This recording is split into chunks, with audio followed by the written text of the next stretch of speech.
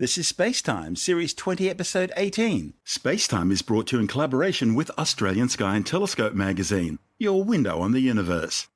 You can download SpaceTime as a free twice-weekly podcast just about everywhere, including iTunes, Stitcher, Pocket Casts, Bytes.com, YouTube, SoundCloud, Audio Boom, and from spacetimewithstuartgary.com.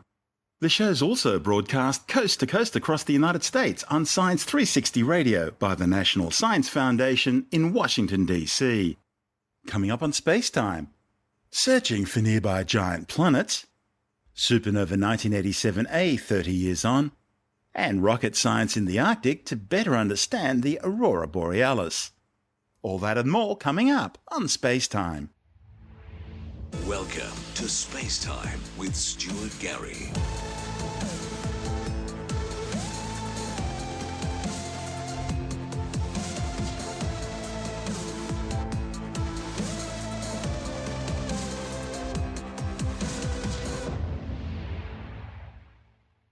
Astronomers believe there could be a large population of as yet undetected giant planets and brown dwarfs within our stellar neighbourhood.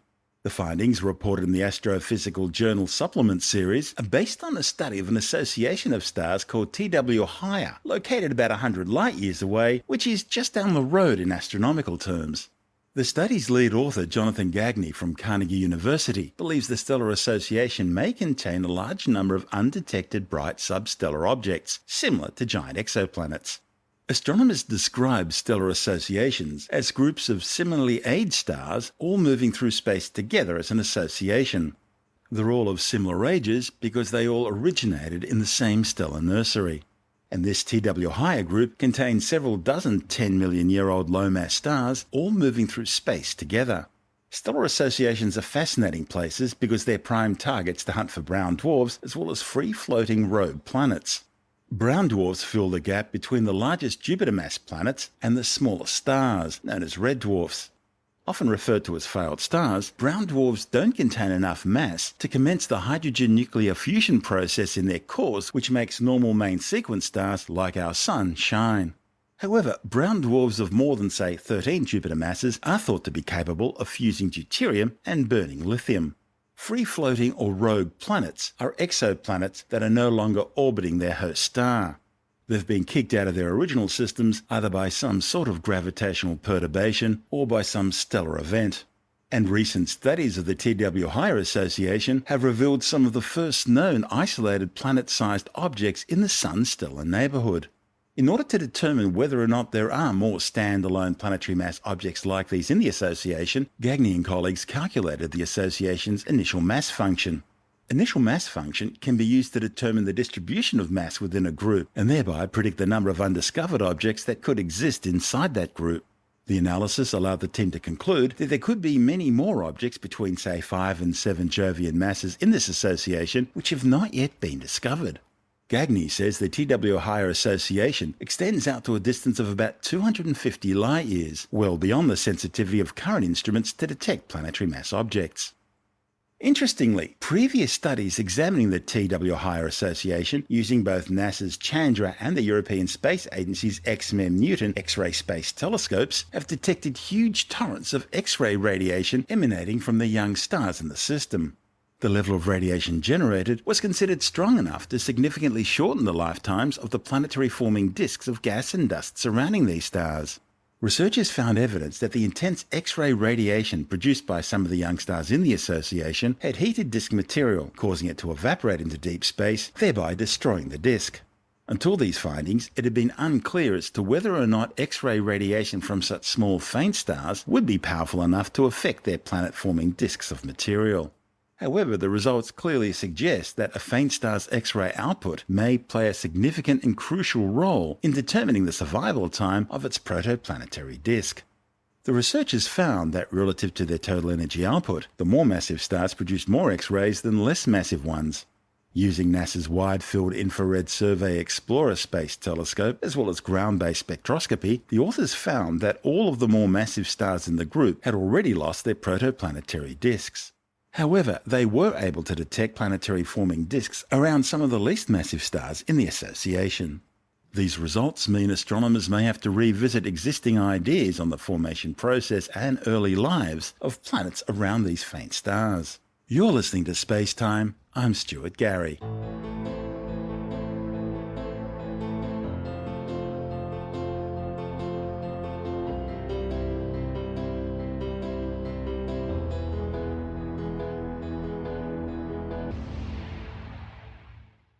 Three decades ago, astronomers spotted one of the brightest exploding stars in more than 400 years. The massive stellar blast called Supernova 1987A blazed with a power of 100 million suns for several months following its discovery on February the 23rd, 1987. Since that historic first sighting, Supernova 1987A has continued to fascinate astronomers with its spectacular stellar light show. Located on the outskirts of a massive star-forming region known as the Tarantula Nebula in the Large Magellanic Cloud, a nearby dwarf galaxy some 168,000 light-years away, 1987A is the largest nearby supernova explosion observed in modern times. That is, since Galileo Galilei first pointed his telescope at the heavens back in the early days of the 17th century. 1987A has therefore provided astronomers with their best opportunity yet to study the evolution of the supernova death of a star. Approximately 2 to 3 hours before the visible light from the supernova reached Earth, a burst of neutrinos was detected at 3 separate neutrino observatories. It's thought this was caused by neutrino emission, which occurs simultaneously with a core collapse but precedes the emission of visible light. The transmission of visible light is a much slower process that occurs only after the core collapse shock waves reach the stellar surface. 4 days after the supernova was detected, astronomers tentatively identified the progenitor star as a blue supergiant known as Sandelek 69202. After the supernova faded, that observation was confirmed as Sandelek 69202 had disappeared. Mind you, this was an unexpected identification. That's because previous models for high-mass stellar evolution didn't predict that blue supergiants would be susceptible to supernova events. For a while there was some speculation that the star may have merged with an unseen companion star before going supernova.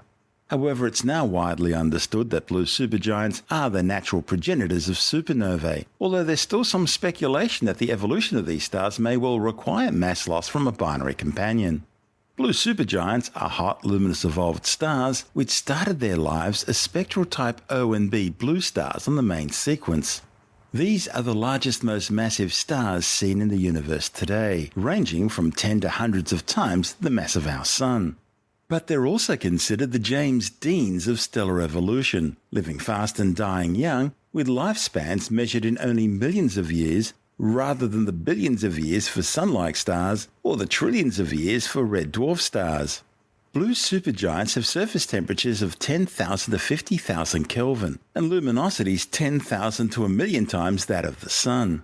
Now, interestingly, core collapse supernovae like 1987A should result in the formation of a neutron star, given the mass of the progenitor. And the neutrino data from the event indicates that a compact object did form at the star's core.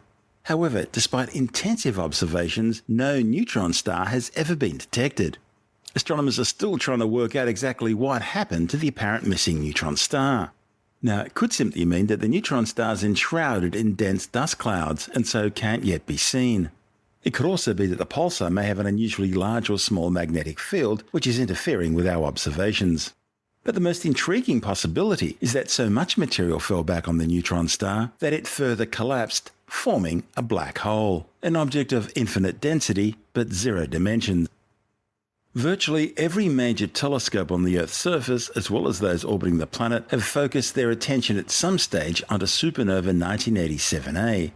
NASA's Hubble Space Telescope has repeatedly observed 1987A since 1990, accumulating hundreds of images. In the years following the supernova event, Hubble detected 3 bright rings around 1987A, which were identified as material coming from the stellar wind of the progenitor star. Gas in these rings was ionized by the ultraviolet flash from the supernova explosion. The gas consequently began glowing for decades, emitting in various emission lines. Then, around 2001, the expanding supernova ejector, travelling at over 7,000 km per second, collided with the inner ring. This caused its heating and the generation of X-rays, In fact, the X-ray flux from the ring increased by a factor of 3 between 2001 and 2009. Recent observations by Hubble have revealed that the dense ring of gas around the supernova is still glowing in optical light and now has a diameter of about a light year. Meanwhile, the central structure visible inside the ring has now grown to roughly half a light year across. Most notable are two blobs of debris at the centre of the supernova remnant. They're now racing away from each other at roughly 40 million kilometres an hour. Images from both the Hubble Space Telescope and the Very Large Telescope in Chile, taken between 1994 and 2014, shows that the emissions from the clumps of matter making up the ring are now fading as the clumps are being destroyed by the supernova shockwave. It's predicted the ring should fade away between 2020 and 2030. Meanwhile, NASA's Chandra X-ray Space Telescope, which began observing the supernova from shortly after its deployment in space in 1999, has also observed the expanding ring of X-ray emission as it steadily grew brighter. However, from about February 2013 until the last Chandra observation analysed in September 2015, the total amount of low-energy X-rays has remained constant and part of the ring has started to fade. These changes provide evidence that the supernova shockwave is moving beyond the dense ring of gas produced late in the life of the progenitor star, when a fast outflow of stellar wind from the star collided with a slower wind generated by an earlier red giant phase of the star's evolution. This all represents the end of an era for supernova 1987A. The explosion's blast wave has now moved beyond the ring into a region with less dense gas. What lies beyond the ring is poorly known at present, and it all really depends on details of the evolution of the star during its red giant phase.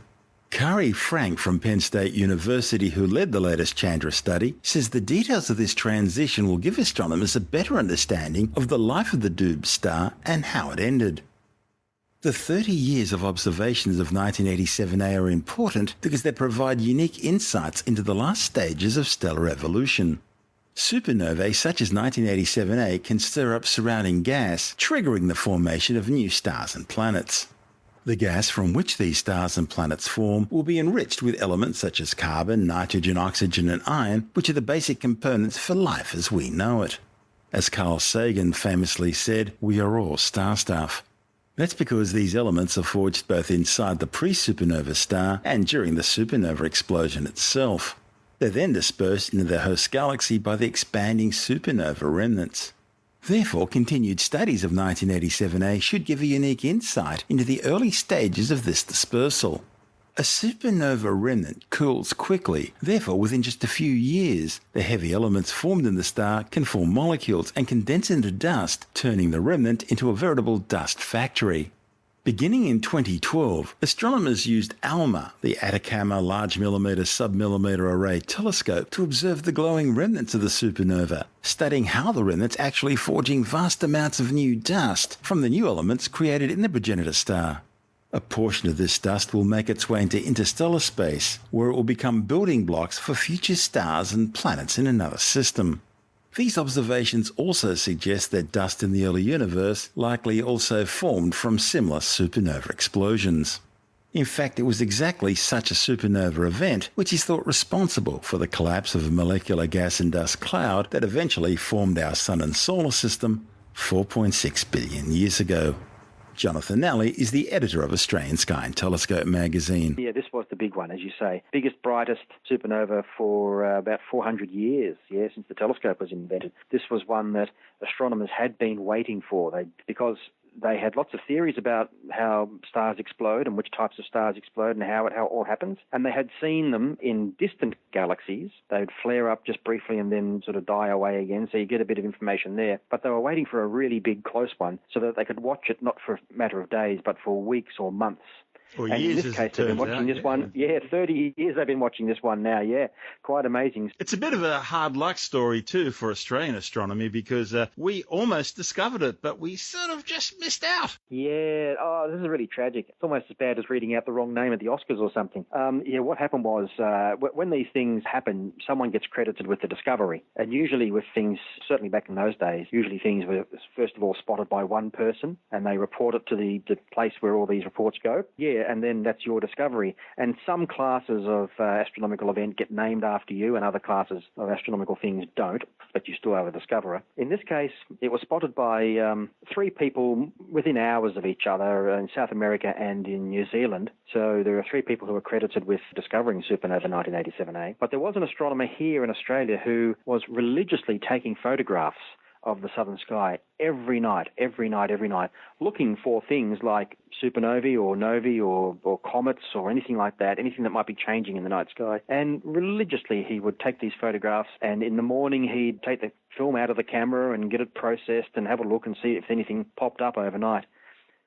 This was the night he didn't take the film out of the camera and get it processed and take a look at it. So by the time he came to see this enormous bright light on this photograph he'd taken, it was too late. It had already been reported, and these other guys got the credit for the discovery. Really disappointing. And if you looked at the time when the image was taken, he would have seen it first. He would have been the first to spot it, yeah, exactly, and the first to report it. But I was going to say that despite that, this man is a very well-respected astronomer, and he's discovered comets and asteroids and different type of star called novae, which are stars that brighten. Very, very highly accomplished astronomer. This is the one that got away. Anyway, you can't be everywhere all the time. Yeah, this happens to all of us. I had the same problem when I was a journalist working at the ABC's newsroom in Newcastle, which is just north of Sydney. And the local headmaster from Newcastle High School rang me up to tell me about this bunch of kids that had just started a band and they were doing really well and they're going to be big things and all that. And I thought, oh, yeah, wasn't really interested in the story about a bunch of kids. After all, every school has a bunch of kids with a band. Anyway, this group of kids eventually became Silverchair. You mean they became superstars? Exactly.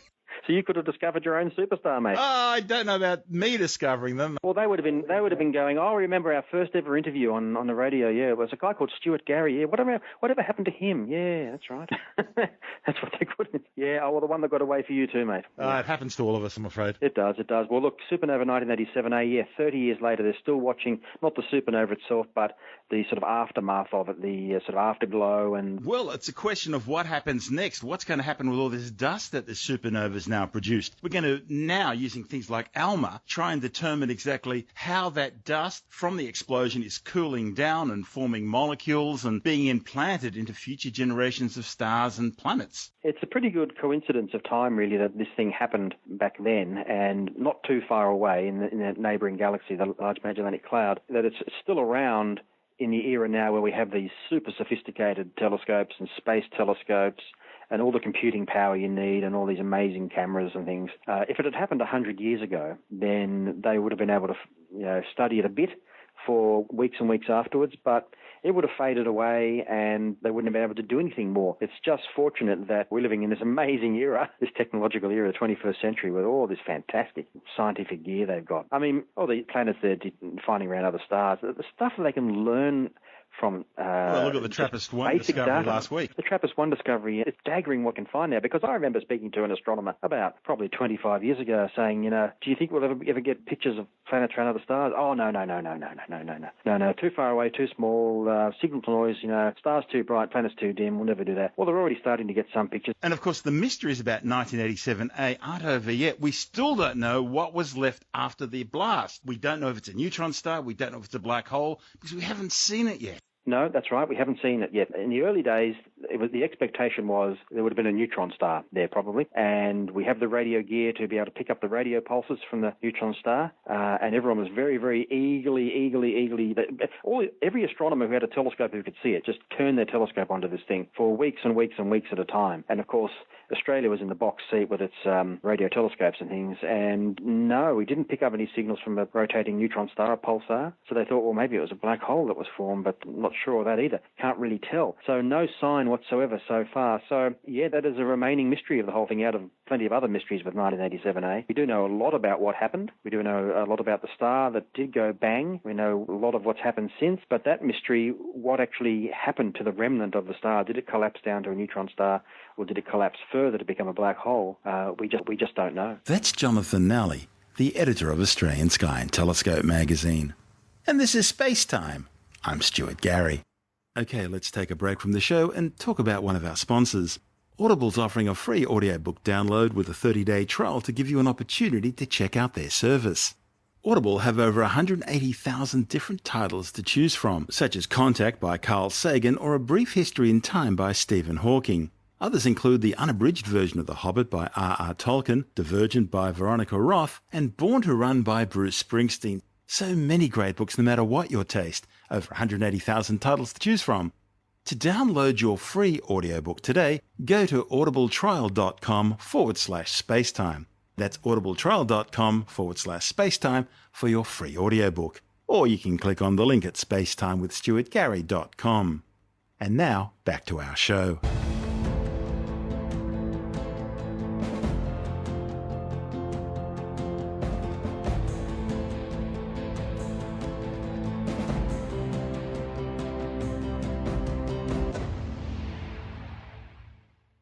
NASA has launched 5 rockets in the high Arctic to provide a better understanding of auroral activity.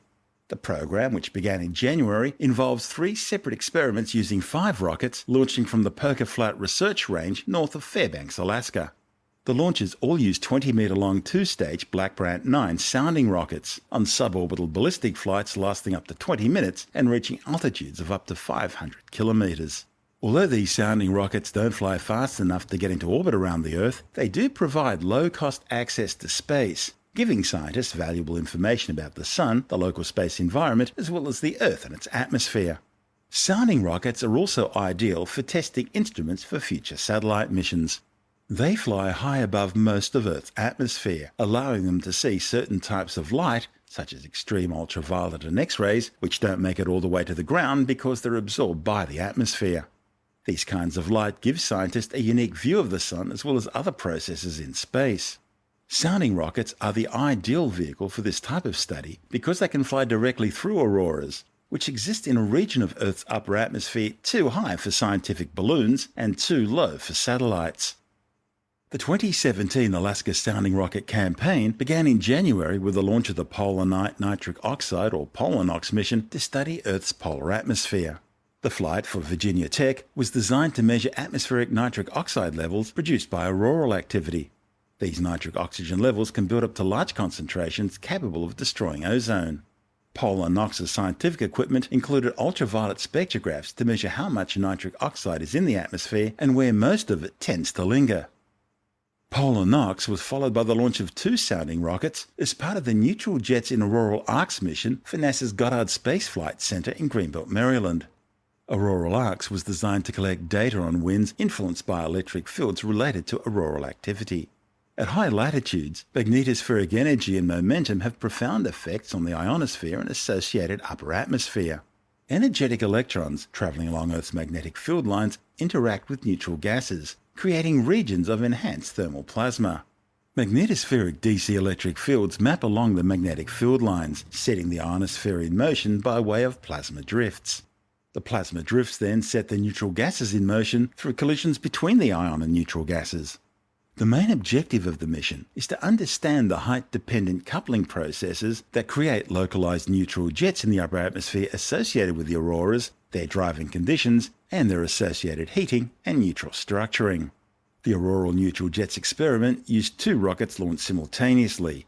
One had an aperture of 175 kilometres, the other 350 kilometres. Each rocket was fitted with plasma and neutral gas detectors as well as electric and magnetic field detectors.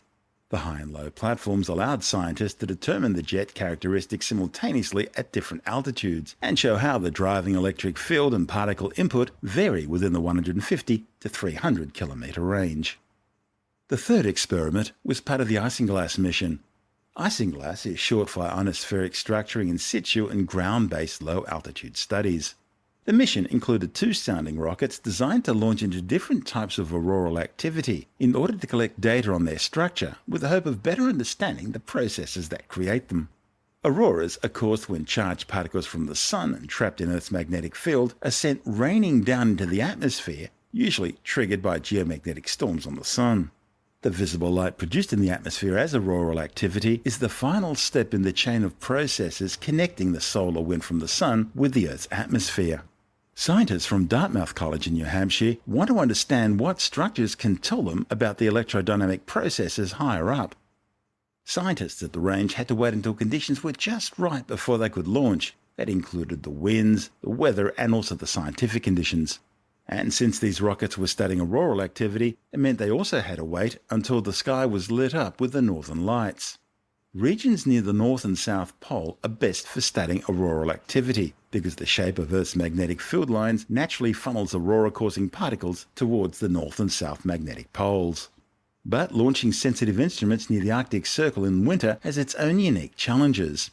For example, the rockets had to be insulated with foam or blankets every time they were taken outside, including while on the launch pad because of the extremely low temperatures.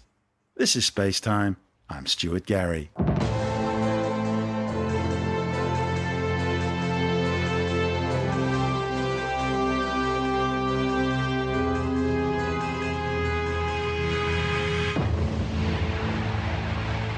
And that's the show for now. You can subscribe and download SpaceTime as a free twice-weekly podcast through iTunes, Stitcher, Bytes.com, Pocket Casts, SoundCloud, YouTube, Audio Boom, and from SpaceTimeWithStuartGary.com.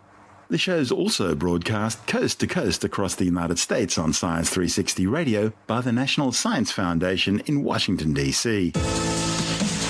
This is SpaceTime with Stuart Gary. For more, you can follow us on Facebook, Twitter, and Tumblr. Just search for SpaceTime with Stuart Gary. SpaceTime is brought to you in collaboration with Australian Sky and Telescope magazine, your window on the universe.